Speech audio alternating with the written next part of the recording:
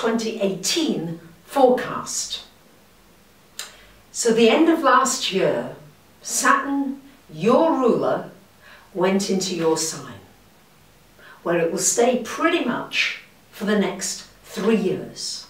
Really strong here. So Saturn in your sign resonating with Pluto. Pluto been there since 2008, as many of you know.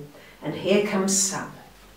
Now on a wider scale, we're seeing the structures of our world where they're failing and where they need to be changed. And on a personal scale, this is an opportunity for you to begin a 29-year journey as Saturn makes its transit all the way around your chart again, for you to look at the structure of your life. What is it that you wish to manifest? What is it you want to feel, to experience, to have in your life?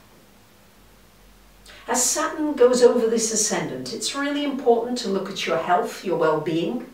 Sometimes there can be a health situation that really arises for you to just make some corrections, to get on a good diet, to sleep well, to rest well, to exercise, to move that beautiful body of yours. And it's also an opportunity for putting new structures into your life that are going to serve you for this next big chapter that you're starting. I'm going to go through the important dates of the year for you, and at the end of this video is a list of all those important dates that you'll be able to refer to if you'd like. So on January the 31st we've got a lunar eclipse here in Leo, and on February the 15th a solar eclipse in Aquarius, so happening between your 8th and your 2nd houses. And the eclipses this year, for the most part, are activating the 2nd and 8th houses. What are they about? Everything to do with money, finance, how you use money, but also, on a deeper level, how you value yourself, your talents, your gifts, an opportunity to really unearth your unique talents. Because when you give that which is just you, raw, who you are, you cannot help but make money. You cannot help but manifest what you want in this world. So these eclipses are really triggering everything. The lunar eclipse could be triggering something to do with you needing to look at any loans you have, mortgages, interest rates, insurance, maybe a partner's finances. The solar eclipse giving you an opportunity for a new beginning financially. An opportunity for new work, for a new project, for a new possibility to come in. So widen your thinking, feel how precious you are, value yourself, and these eclipses will really propel you in many ways, financially and also on lots of personal levels. The big news this year is on May the 16th, Uranus goes into Taurus, where it's going to stay for several years. So this has a big impact globally, and I've done a couple of videos all about that. So our economic systems, governments, banks, all of that is going to be changing dramatically. And here it's in your 5th house, Capricorn. So what does this mean? Well, wherever Uranus falls in your chart, wherever it's transiting, is an opportunity for an awakening, for something new to happen, especially mentally, because Uranus is the higher mind. In your 5th house, you might be starting a new business. You might just have a creative idea and you say, I'm going for it. Uranus in the 5th is longing for freedom with respect to work. Your own hours, your own time, your own flexibility, doing it when you feel like it.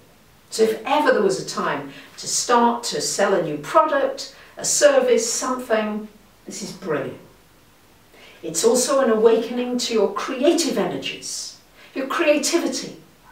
How can you put different things together? Sometimes Capricorns, you know, you're a little bit serious about things.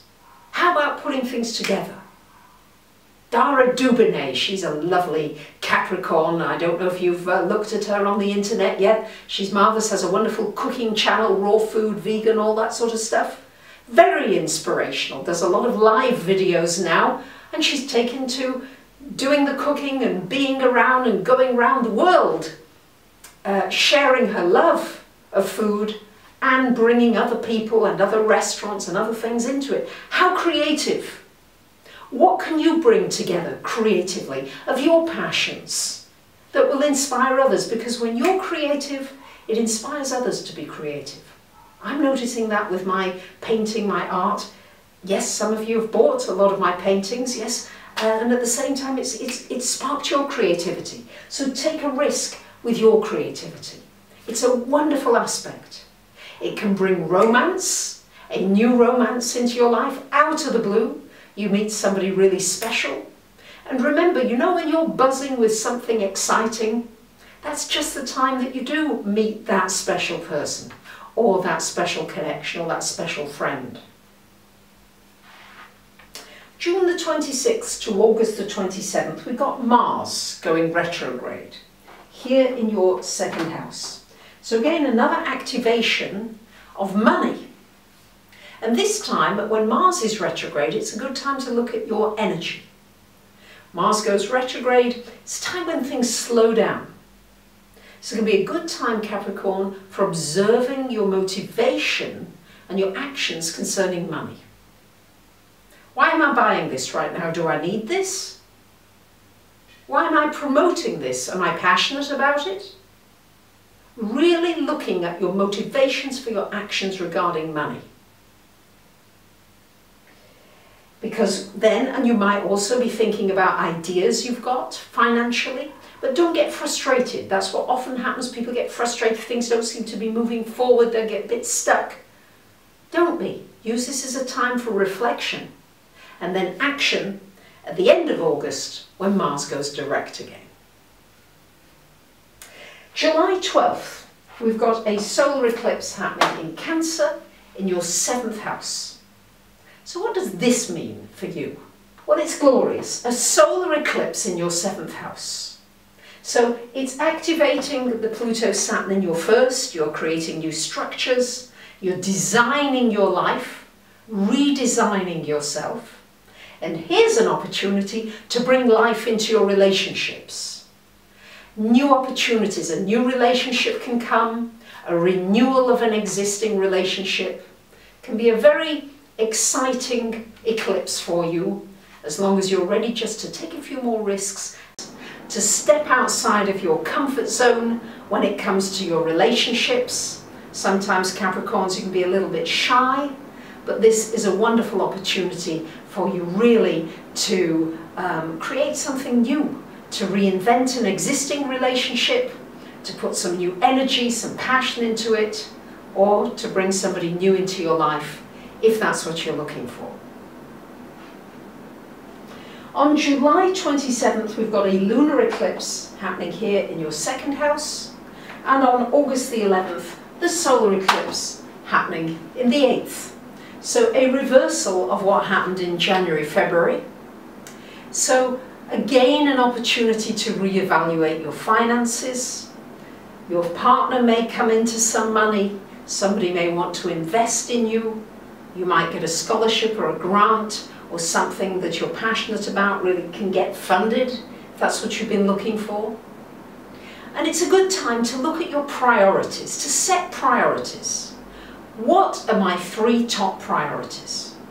Think about that carefully and then take action and structure your life according to those priorities.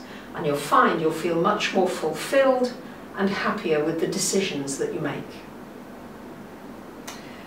October the 5th to November the 17th, we've got Venus going retrograde. First in your 11th house, and then back into your 10th house. So when Venus is retrograde, it's a wonderful time to reflect on relationships. Not necessarily to get into something hot and steamy and new, but to just see how the relationship goes and see when Venus goes direct again in the middle of November as to whether it's something you really want. The retrograde here, when it's in the 11th, you might get together with an old friend, connect with somebody you haven't seen in donkey's years, or have a reunion of some sort with several friends. And in the 10th house here, really an opportunity to reflect on the enjoyment you're getting from your work, from what it is you're doing. Is there enough pleasure? Is there enough passion? Is there enough heart? Venus rules the heart. Yes, the heart energy for others. Really think about that during the retrograde, and then if you come up with some ideas, take action after November the 17th. And finally, last but not least, Jupiter, planet of good fortune, goes into Sagittarius on November 8th, where it will stay for almost a year, well, about a year.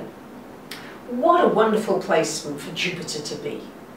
In the 12th house, this is you exploring the richness of your inner life, looking at metaphysics, astrology, tarot, channeling, psychic, ETs, psychology, dreams, anything that you love in this area, and healing, particularly on the emotional and mental levels, connecting with your multidimensionality, investigating that, learning it. You might be writing books, blogs, you might be sharing videos, but it's a wonderful time to really tune into the wisdom that you already have by finding quiet, peaceful places, maybe in nature, by water, wherever it is, so that you can expand that part of your consciousness, and then all the other areas of your life just fall naturally into place, much more easily. So that's your year ahead, dear Capricorns. I've done a special video all about the retrogrades. There's a free intro, and for those of you who are interested, you can purchase a 3-video set over 45 minutes long, in which I go into detail about Mercury, Venus and Mars retrograde. What does it mean if you've got it in the natal chart, or you know somebody who's got it? The do's and the don'ts. And I also go round the chart, round the houses, so that you'll be able to use this as a resource time and again, because Mercury goes retro 3 times a year, sometimes 4. Mars and Venus are retro this year, so you'll be able to really use the energies in your life best possible. Maybe you'd like a reading, a channeling. I just want to thank you, lovely Capricorns, for joining me, for your support, your encouragement, tuning in, for growing with me through these videos, and for sharing your experiences. Thank you. Bye for now.